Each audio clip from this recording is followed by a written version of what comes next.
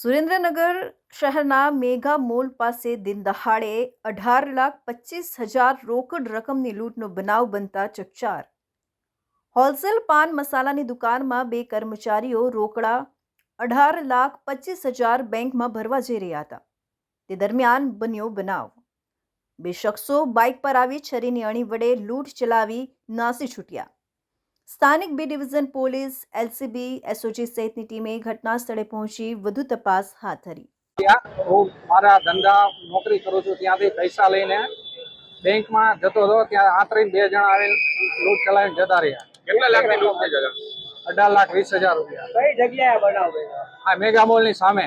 કેવી રીતે લૂંટ ચલાવી? ચાલુ સ્કૂટર હતા, હું મારું ને અમને પાડી દીધા બાઇક ઉપરથી। કેટલા જણા હતા? બે જણા હતા। 18 લાખ ક્યાંથી લઈને આવતા હતા? અમારી ઓફિસેથી વિમલલાલ ભગવાજી કંપનીમાંથી લઈને ક્યાં જતા હતા તમે પૈસા લઈને? બેંકમાં ભરવા માટે। અને એ લોકો તમને આંતરીને લૂંટ કરીને કઈ બાજુ ભાગ્યા? એ 80 ફૂટના રોડ બાજુ, ચિંતાન રોડેથી 80 ફૂટના રોડ બાજુ। જિલ્લામાં એક જ દિવસમાં દિન દહાડે લૂંટના બે બનાવ બનતા ચકચાર।